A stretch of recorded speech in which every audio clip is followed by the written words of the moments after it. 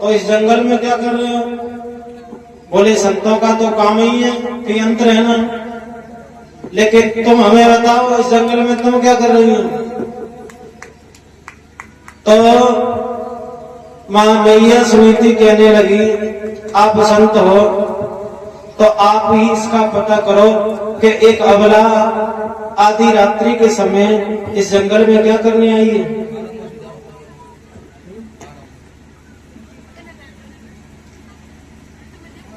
तो बाबा नारद कह रहे हैं, बेटिया हमारी एक बात सुन।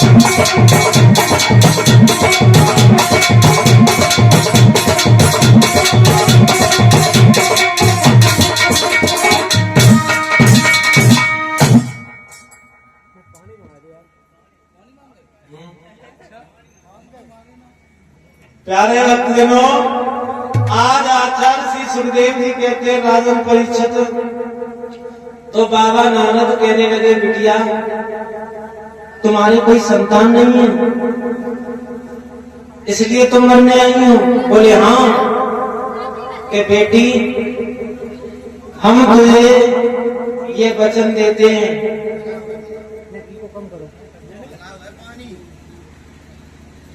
हम तुझे ये वचन देते हैं कि तू यहां से चली जा और 1 साल के अंदर तेरे एक ऐसा बेटा पैदा होगा जो दुनिया के लोग उसे याद रखेंगे, अमर हो जाएगा, उसका नाम अमर हो जाएगा। तो मैया सुनीति कहने लगी बाबा जी अबे तक तो हम यही जानते थे कि जे गृहस्थ लोग झूठ बोलता है, लेकिन आज हमें पक्की यकीन हो गई, आज हमें पक्का यकीन हो गया कि ये रंगे रंगा डबल झूठा है। बोले क्यों? कि एक बात बताओ, जब हमारी पिए ही घरे नहीं आएंगे तो बेटा कैसे हो जाएगा? तो नारद बाबा कहने लगे बिटिया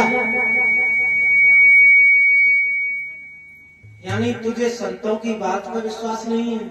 अरे तू एक बात नहीं जानती, मोर वचन से पड़ जाए फीका और संत वचन पत्थर की फीका।